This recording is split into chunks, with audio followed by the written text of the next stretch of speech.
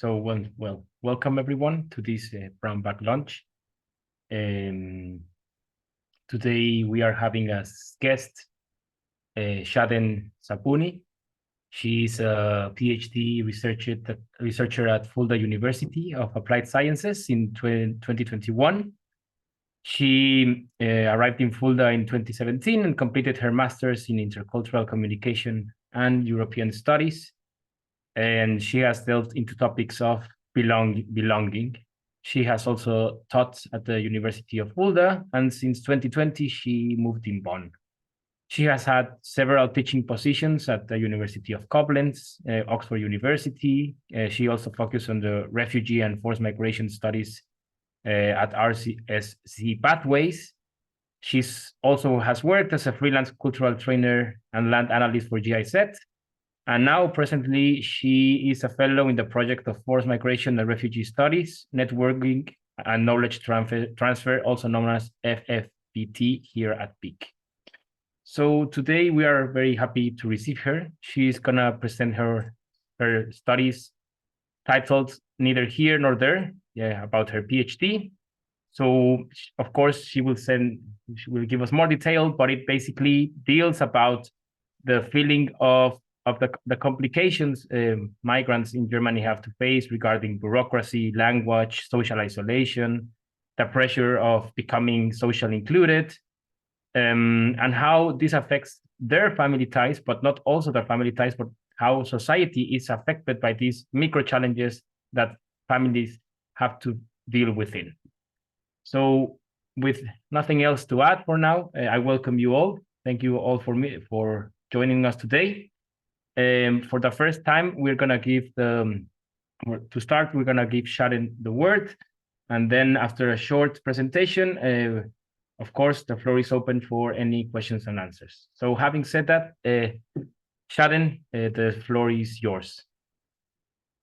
Hello, everyone. Can you hear me? Yeah. Thank you for having me today and for giving me the chance to present my study with you. I'm privileged to be with the BICC for this time. I have learned a lot and I have get very deep insight to many other projects that are being conducted on the same field.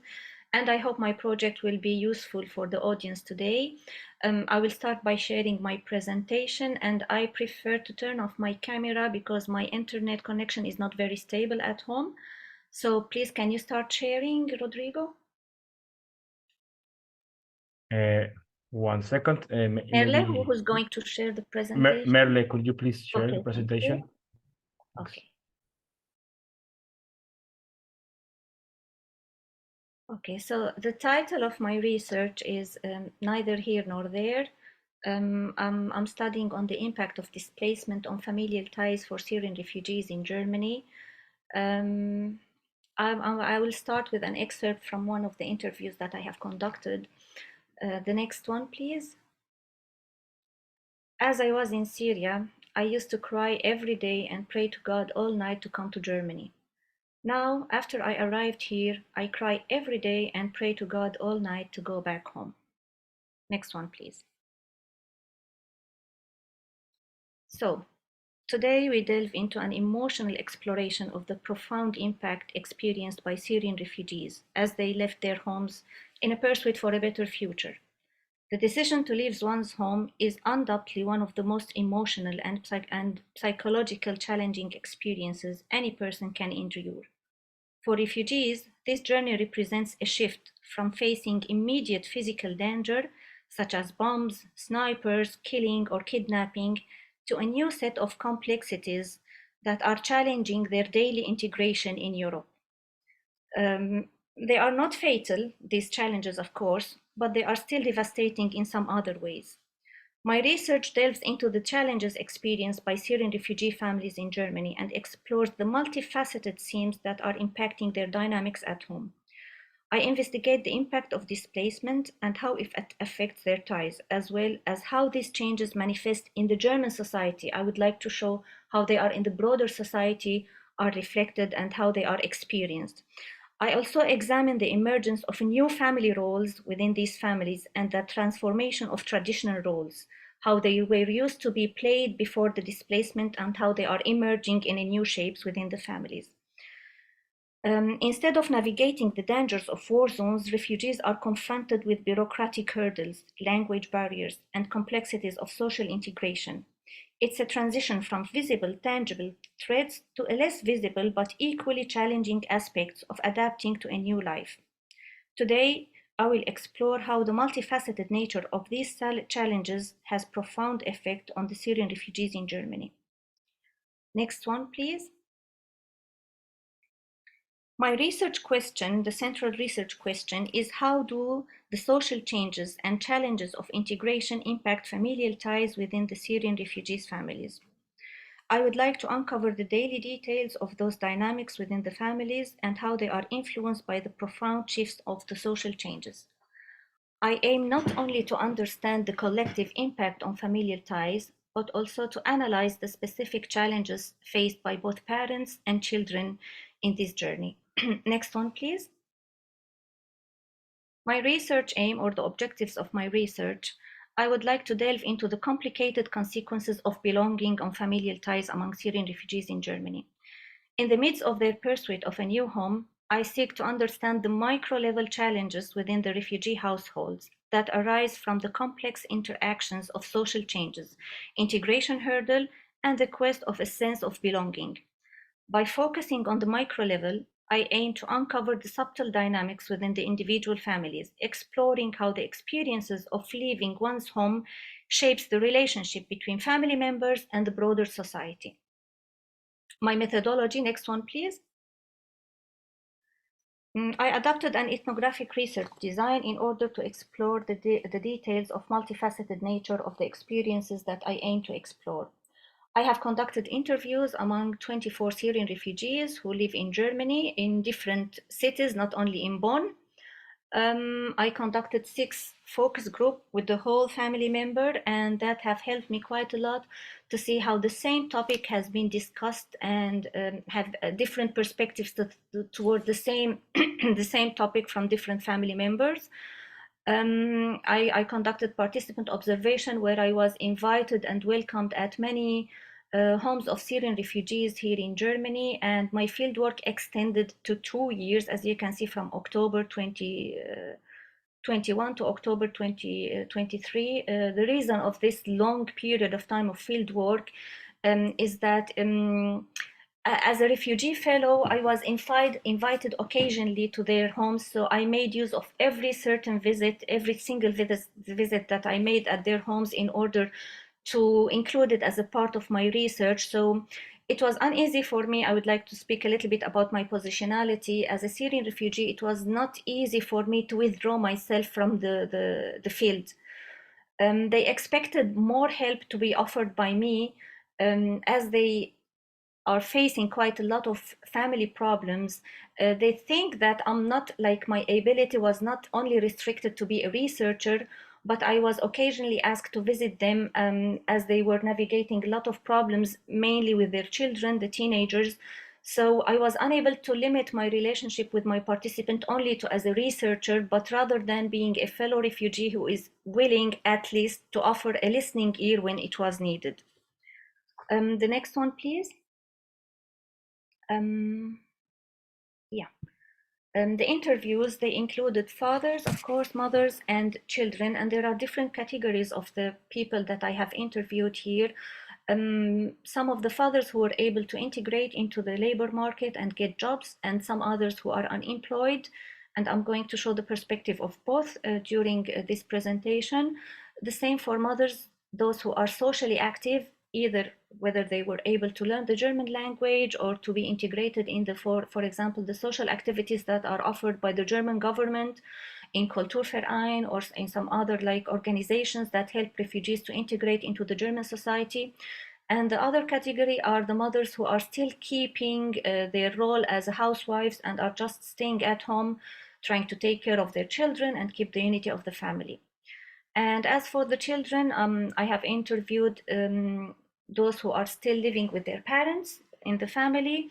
I have interviewed unaccompanied minor refugees who arrived here before their parents, and then their families followed them after that, and those who are reunited with their families after the integration, and those who are left alone to navigate their own lives after they arrived in Germany. So now I would like to talk about the role that has used to be played by the parents before arriving in Germany, and then I would like to show the shift in this role for the parents. So please, the next slide. So the traditional roles that have used to be played by parents in Syria, of course, the father was the main breadwinner of the family. He was the decision maker because he was able, like, he was the only one or the main one who has a job, the financial support of the family. He was highly respected, and his position was like whatever he says has to be obeyed, not of course in a way that is over controlling or giving the authority or taking the authority from the mother or the children, but he has a very highly respected position in the family. From the other side, the mother, her main role in Syria was to keep the unity of the family, to take care of the children, to follow up on their educational progress, and of course to manage the social life of the family in terms of the friends and the broader family unit. So these are the traditional roles that used to be played by families in Syria before arriving in Germany. Next one, please. So upon reaching Europe, refugees are met with a web of challenges. Foremost among them are the bureaucratic complexities, of course, that they can seem undefeatable. Navigating unfamiliar legal system, residency, and documentation requirements, they become central to their feeling of isolation and their feelings of having this upheaval lifestyle in their identities. Now I would like to go through some of the, not of course all of them, but some of the challenges that are faced by refugees in Germany. Next slide, please. So upon reaching in Europe, all of refugees, of course, they face these bureaucratic complexities. Finding residencies, this is one of the most challenging steps that any refugees face here in Germany. Familiar reunification, those who arrived without their families, they had to go through quite a very long process for these papers and registrations and bringing their family back. Loss of social status, that is one of the most major things that they face here. Those who used to have careers or certain positions in their countries, they have lost their social status. Documentation requirements, they have to prove, for example, their university degrees. A lot of them, they had been not accepted here. They are unfamiliar with the legal system of the German society, and the residency process takes quite a lot of time, which can add quite a lot of layers to their daily stressors. Next one, please. The language, which is the essence of communication and connection, becomes another terrible hurdle. Learning the language poses a barrier of integration, employment, and even basic daily interactions. The struggle to express yourself, coupled with the challenges of understanding and being understood in the new community, contributes to a sense of isolation and frustration for all individuals that are residing in Germany. Next one, please. Now, to see how these social changes affect family from inside, I would like to go through some examples from the interviews that I conducted with my participants. The reason of this is that I would like to give you a deep insight on how these changes and challenges are experienced from individuals themselves. I'm going to share some excerpts from the fathers, mothers, and teenagers, and of course the unaccompanied refugees that I have interviewed. Next one, please. This is an interview that I have conducted with one of the fathers here in Germany, but not in Bonn. So he said, I lost my manhood here. I'm not a man anymore. Not only me, all other men here worth a shoe. This is a horrible feeling. I'm nothing here. They disarmed me. They cut off my arms. I become disabled. And I cannot change anything. I lost a lot. A lot. I can't control my family anymore. I lost my family. We still live together, but we are not together anymore. They are learning new traditions that don't belong to us. I always think if I were in Syria, then the situation would have been different. So this is the father that I conducted this interview with, has to occupy a position as a music teacher. He said they disarmed me, they amputed me, or they cut my tongue, something like that, because he thought that the music is an international language, and he was expecting that when he will arrive here in Germany, he will be able to practice his career even after, even without learning the language, because for him he thought that music is an international language. But he was surprised that his knowledge and his career was not acknowledged here in the new country. Next one, please. So the impact of fathers for those who used to have career, they have a disrupted lifestyle, they are suffering from an isolation, and they have quite a deep psychological problems. And this is a very huge problem that most of the refugees are facing here in Germany. And being unable to speak the German language, they are all suffering silently. They cannot go to doctors, they cannot seek psychological support, because first of all, they do not learn the language, or it's very difficult to communicate on this level of knowledge with doctors. And the second thing, seeking consultation or outer consultation is not very normal in the Syrian traditions. So it's not very much socially accepted to go to a psychological and seek a kind of guidance or support. This is why they are mostly keeping their suffering for themselves. They are not sharing them, not even with their wives or with their children. And they are suffering from deep cases of isolation. The case that I have mentioned here, or the interview that I conducted, the father stays at home. He never goes out. He sleeps in the morning when the family is awake, and he wakes up at night because he's trying to avoid any kind of contact, even with his own family. Now I will talk about the mothers, and as I have mentioned, there are two different categories, those who were socially integrated and those who were not. I will start with the one who are socially integrated. Thank you, Rodrigo.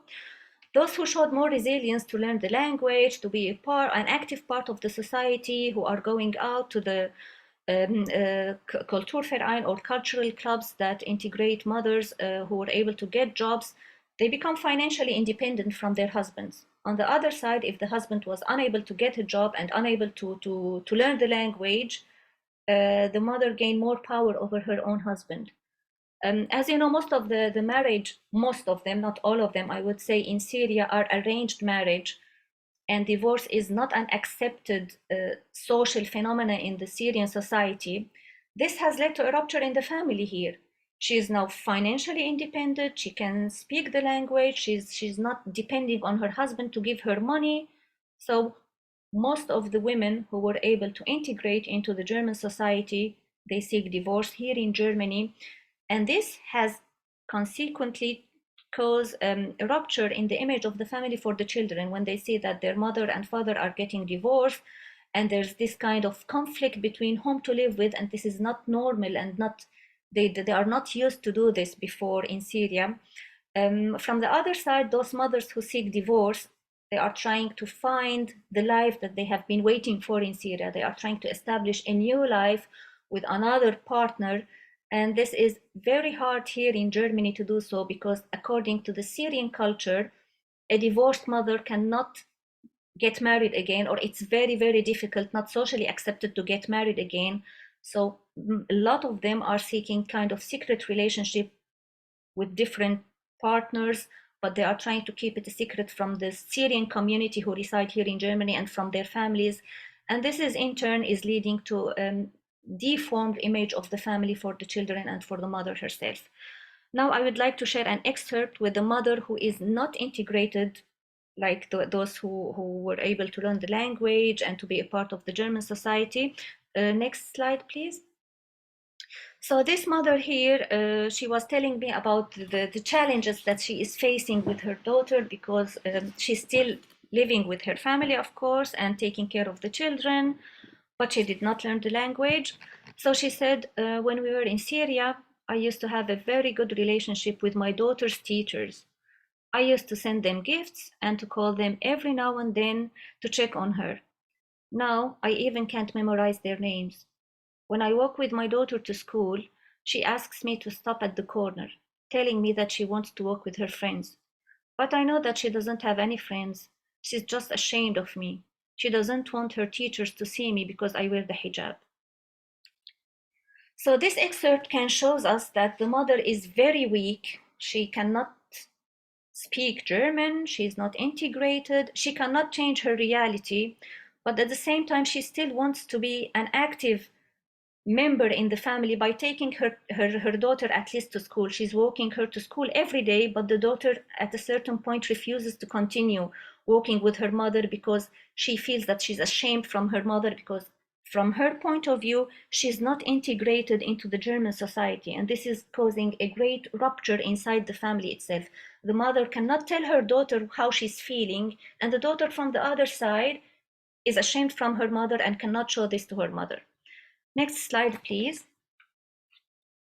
So this cultural transition from the parents' side, they are trying to preserve their culture, they are trying to keep their values, and they are being more connected to their identities in order to keep the unity of the family. But from the children's side, they are trying to be more independent, they are trying to adapt to the new social norms and establishing new connections with their society. This is seen from the parents as a threat, because the values of the new society for them are a threat that can take their children away from them. And this tension between the old and the new is creating a complex dynamic within the family. Next one, please. I would like to start talking about the teenagers. Yeah. So this is one of the teenagers told me. She said, when we sit at the dinner table, I speak German to my sister. She was very happy when she was telling me this, by the way. We share our secrets about our boyfriends. When my mother asks us what are we talking about, we tell her that we are discussing school stuff, and we laugh.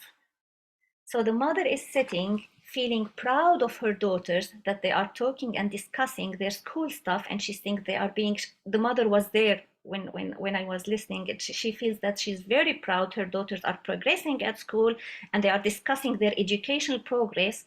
But on the other side, the daughters are sharing their secrets about their boyfriends, because this is not allowed in the family to have boyfriends, and they are laughing at the mother.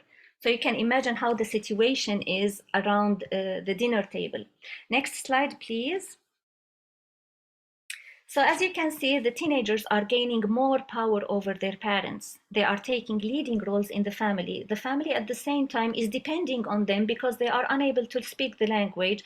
They have to take care of the letters that are coming from the job center or Ausländerbehörde, or if they want to go to a doctor's appointment, they cannot go alone. So many of them, of course, not all of them, they are depending on their children in these appointments or in these solving problems which are regarded to the language or the integrational system. But the children are gaining more power over their parents, especially if the father is not the breadwinner anymore. He's not responsible for example, the financial decisions of the family, or he's not the one who's deciding like where to go this year or what kind of vacation can we have, because he's not the breadwinner anymore and the mother at the same time. So next one, please. This is one of the teenagers told me he has a big problem with his parents. He said he's talking about his father. He always thinks that he's right, but now here, I'm in a position where I can tell him that he's wrong. He's not always right here. Here, I can say no to him. If we were in Syria, I wouldn't dare to do what I'm doing here. He says that always to me. He tells me that if we were in Syria and I was doing the same things what I'm doing here, then he would have broken my bones, of course, literally speaking. But he can't do this here. So this is one of the teenagers. He told me that he's taking drugs, by the way, this one, and his parents know about this and they cannot do anything about it. They are unable to change the reality. They know that their children gained more power over them and they are unable to react. They have a huge fear of the outer association. The Jugendamt is seen as a threat to the parents because keeping the unity of the family is a priority for the Syrian family refugees. And unfortunately, the Jugendamt always intervenes only when there is for example, a report of violence inside the family. But before this stage, the parents are trying to keep things not under control, but at least, for example, when there is a conflict in the family, they are trying to keep it secretly and silently, just in order to avoid any outer association. In this case here, where I have mentioned like the son is taking drugs, the son sometimes shouts at his father. When a violent situation arose at home, the father is trying to keep it under control, just in order to avoid any outer association, because the children are being taken from their parents, and this is considered to be a huge threat and a huge failure for the Syrian families in Germany. Now I would like to talk about the unaccompanied minor refugees who arrived before their parents in Germany. Next slide, please. Yeah, they have took the burden of being the chosen one in the family. They have sent to Europe before their parents in order to bring their families after them. The navigation of the social changes for them was very, very huge, because they arrived here as minors, most of them at the age between 11 to 16 maybe. The social change for them was very, very huge. They have different social beliefs, different behavior, different religion, of course, background plays a very, very big role in these cases. So for them, they took the chance of the absence of the control of their parents. And one of the teenagers told me, I did all forbidden things when I arrived here in Germany. I felt like I'm living in an American movie, and I went to discos, I drank alcohol, I did everything that was not possible to be done in Syria. And of course, after the reunification with the parent, it was very difficult and almost impossible for them to reconcile with their old identities as being the obedient children in the family. From one side, they gain a lot of power. They were able to navigate their own lives here in Germany and to find their own paths. And when the family came back to Germany, they were asked to play the role of the obedient children who used to be in Syria, but that was not possible anymore. One of the unaccompanied teenagers that I have met told me about his cousins. He went to school to see to start his school, and his cousins arrived here with their parents. So this is what he said: they come to school with clean clothes, but I was always messy. They had lunch boxes, but I was always hungry and with no money to buy any food. They were able to speak fluent German, but I was sitting in the class like an idiot, unable to understand or say a word. I hated everyone for everything that they had and for everything that I didn't have. So this feeling of hate was created, and it was getting huger day by day for these unaccompanied refugees, because from one side they felt that they lost the support that they have to take from their parents, and they were left to face the changes of the social life here in Germany alone, without getting any kind of emotional support or any kind of guidance from their families. Next slide, please. So the social isolation emerged as a dominant theme as refugees struggle with building connections in an alien environment. The loss of familiar social network, compounded by the difficulty of integrating into a new community, has led to a feeling of loneliness and detachment from reality. This isolation not only affects the individuals, but of course it will echo through the families and impact the main role of the family as a supporting unit. The family is not seen as a supporting unit anymore, but it has been seen as something else. The image of the family has been deformed. These challenges are not just external factors, but they deeply are entangled within the fabric of the daily existence, shaping the feelings of belonging and reflect on their experiences in the pursuit of a new beginning in the German society. This is what one of the fathers told me. Next one, please. I hate coming back home. I hate to open the door and see the dark rooms and empty walls staring at me. I feel like a neglected stray dog left alone. Do you believe me when I tell you that I cry every night in bed? I hate being here, but I can't go back there. It's not father, sorry, it's one of the unaccompanied minor who arrived alone here in Germany and still living alone without his family. So on the personal level, next slide please, my findings. My investigation into the familial ties among Syrian refugees in Germany has produced compelling insights, shedding light on the complex ways social changes and integration challenges impact the family dynamics. The family is seen as a burden instead of support. For those who are residing here and for those who are still living there, for example, back in Syria or Turkey or any refugee camp, the family is seen as a burden instead of social supporting unit. And most of the teenagers or even the parents, they have double life. At home, they are playing the role of the, for example, the obedient children or the parents who are just trying to keep the unity of the family. But outside home, they are claiming different identities for themselves that can go along with the social changes that they are facing outside homes. The mental health and well-being of those refugees is a big question to be asked, how it could be met and how it could be handled with, since, as I have mentioned, they do not accept to visit any kind of psychological therapy or any kind of treatment because of the language issues and the cultural beliefs that this is not something very normal for them. Lack of self-acceptance, those who were unable to regain their social positions, it was very, very difficult for them to accept their new identities. I have met one of the fathers who has been working as a computer engineer, and he's residing here in Germany for 10 years now, and he's not accepting to have any position that is different from his previous one. He wants to be a computer engineer, but his knowledge was not accepted here in Germany, so he's still just sitting at home and refusing any kind of job that is offered for him. So he has a kind of self-degrading and very low self-esteem toward his new identity here in the host country.